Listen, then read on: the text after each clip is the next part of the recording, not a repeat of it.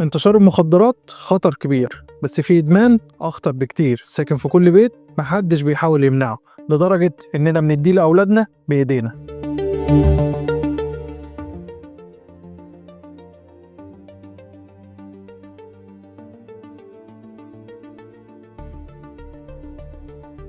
أنا مش هتكلم النهاردة عن إدمان المخدرات ولا إدمان القمار، أنا هتكلم عن إدمان بدأ صغير كان في جيب الأب وبعدين اتنقل لشنطة الأم وبعدين استقر في ايد الطفل اللي بيعيط يديله الموبايل، اللي زهقان افتح له يوتيوب، اللي مش بينام شغل له لعبة، وبعد شوية الطفل بيبقى مش قادر يعيش من غير شاشة، مش قادر يسمعك ومش قادر يركز في المدرسة، مش قادر يحب اللعب الحقيقي، والأهالي واقفين بيتفرجوا. كل دقيقة قدام الشاشة بتسرق من مهارات الطفل اللي هي أساس الاقتصاد بعد 20 سنة. المهارات دي زي التفكير والتواصل بتبني اقتصادات مش بس أفراد. ياسين عنده 7 سنين، أبوه بيشتغل طول اليوم وأمه كل ما يعيط تفتح له يوتيوب على الموبايل. بس في يوم دخل ياسين المدرسة، المدرس بيحاول يخليه يكتب حرف ألف وياسين بيعيط وبيصرخ وبيقول أنا عايز الموبايل، أنا عايز بابجي. بدأ يضرب زمايله وفي كل مرة يتعاقب يتشنج ويرمي نفسه على الأرض. بعد فحص نفسي مطول الطبيب كتب في التقرير الطفل يعاني من أعراض انسحابية مشابهة لإدمان المخدرات نتيجة تعرضه المفرط للشاشات. أنت متخيل طفل عنده 7 سنين ومخه بيقول أنا مدمن؟ طفل زي ياسين بكرة مش هيكمل تعليمه ولا يشتغل، وده معناه خسارة في الكفاءات وتكلفة أكبر على التعليم والرعاية النفسية. واحدة من أكبر الدراسات اللي اتعملت سنة 2024 بتقول إن الطفل اللي بيقضي أكتر من 3 ساعات على الشاشات يوميا عنده نشاط زائد في مراكز المكافأة في الدماغ بنفس الطريقة اللي بتحصل لمتعاطي الكوكايين. في 2023 ظهرت دراسة تانية بتقول إن الطفل اللي بيستخدم الموبايل أكتر من 4 ساعات يوميا معدل الذكاء عنده بيقل بمعدل 4 إلى 6 نقاط بعد سنة واحدة، وده غير الكلام اللي قاله مركز CDC الأمريكي. 1 من كل 3 أطفال في أمريكا بينام أقل من 8 ساعات، وكل ده بسبب الاستخدام الليلي للموبايل. تخيل جيل كامل نايم متأخر، دماغه مش مرتاح ومخه بيتبرمج على التنطيط من فيديو لفيديو. هل الدماغ بتتغير فعلا ولا ده تعبير مجازي؟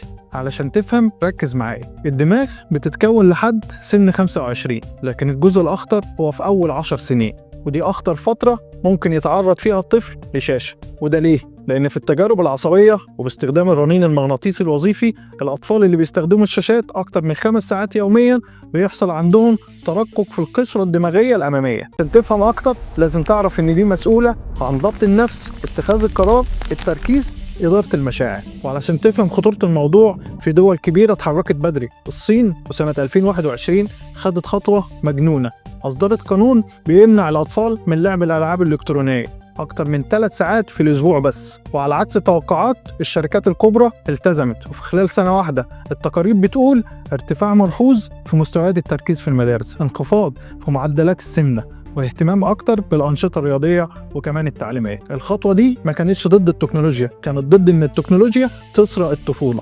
الصين منعت الإدمان عشان تحمي إنتاجية الجيل اللي جاي، لأن الطفل النهاردة هو اللي هيشيل اقتصاد بكرة. كمان كوريا الجنوبية أطلقت برامج قومية لعلاج إدمان الإنترنت، فيها مراكز تأهيل وحصص توعية في المدارس. وأرقام الحكومة الكورية سنة 2024 قالت انخفاض بنسبة 28% في استخدام الشاشات بين الأطفال في المرحلة الابتدائية. أنت متخيل الدول بتحارب الظاهرة دي كأنها وباء؟ كوريا لوحدها بتخسر 7.5 مليار دولار سنويا بسبب الإدمان الرقمي، وفرنسا بتحمي التعليم لأنه أساس الاقتصاد. الطفل اللي أدمن الموبايل عمره لا هيركز ولا هيسمع ولا هيتعلم ولا حتى هيعيش حياة طبيعية. كل شوية هيحتاج جرعة من فيديوهات التيك توك أو الألعاب، محتاج تنبيه أو ضوء أو صوت أو حتى هزة. الهدوء بالنسبة له ملل، والملل اكتئاب، والاكتئاب عنف أو انسحاب. بيوصل لدرجة إن الطفل بيبقى قاعد وسط أهله بس لا شايفهم ولا حاسس بيهم ولا حابب يلعب معاهم، لأنه اتبرمج على الشاشة. الانعزال والعنف والاكتئاب مش بس مشاكل نفسية، دي بتتحول لتكلفة على الاقتصاد في الرعاية والدعم المجتمعي. ناس كتير بتشوف ان الطفل اللي ماسك موبايله طول اليوم هو بس طفل مش مركز او عنده مشكلة سلوكية، لكن الحقيقة ابعد من كده بكتير.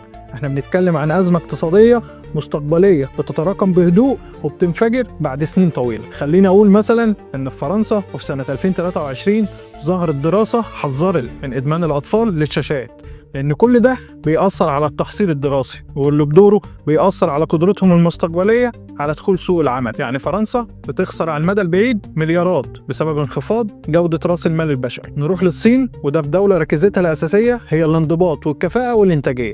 وزارة التعليم الصينية نفسها قالت إن الطلاب المدمنين للشاشات بيحققوا نسب نجاح أقل ب40%. يعني الدولة بترصد نزيف كفاءات من بدري. أما في كوريا الجنوبية، واللي كانت دايما من أوائل الدول في التعليم والتكنولوجيا، بدأ يلاحظوا إن في جيل جديد بيبقى كويس تقنيا لكنه ضعيف نفسيا واجتماعيا، وده عمل فجوة ضخمة في سوق العمل، خاصة في المجالات اللي بتعتمد على الإبداع والتواصل. تيجي بقى للمأساة الحقيقية في العالم العربي، الدول عندنا مش بس بتراقب، دي كمان سايبة الموبايل يبقى الحل السهل لكل مشاكل التربية والتعليم. في دراسة من اليونيسف سنة 2024 قالت إن الطفل العربي بيقضي أكتر من 6 إلى 9 ساعات يوميا قدام الشاشات. يعني الطفل بيدخل المدرسة وهو أصلا مش متعود يركز، بيخرج منها وهو أقل قدرة على التعلم الذاتي، وده بيؤدي في النهاية لتراجع المهارات اللي بيساهم في زيادة البطالة وانخفاض الإنتاجية. ومن الناحية التانية قطاع التكنولوجيا نفسه بيستفيد من الإدمان ده. يعني لما شركة ألعاب إلكترونية واحدة تحقق أكتر من 12 مليار دولار سنويا من الألعاب اللي بيستخدمها الأطفال، فده بيطرح سؤال كبير: هل الأطفال بيتربوا ولا بيتباعوا؟ ولو جينا نسأل عن الحلول، عمر الحرمان ما كان الحل، ولا الحل إنك تكسر الموبايل ولا تعزله عن التكنولوجيا، لكن الحل فيه تحديد وقت الشاشة أقل من 2 ساعات في اليوم للأطفال، ممنوع موبايل في غرفة النوم، استخدام المحتوى التفاعلي بدل التمرين المستمر، شاركه ما تسيبوش، شوفوا بيتفرج على ايه واعرف ليه بيحب كده. والاهم، رجع الطفل للعب الحقيقي، المكعبات والرمل والجري، حتى الكوره والقصص والخيال، رجعه لطفولته. الطفل اللي بيتربى على شاشه بيكبر وما يعرفش يتكلم مع حد، ولا بيعرف يحب الناس، ولا بيعرف يشتغل حتى وسطهم، ولا بيعرف يفكر في نفسه. الموبايل ما كانش مشكله، احنا اللي سيبناه يتحول لمخدر. انا اسلام السيد، ودي شفرة اقتصادية.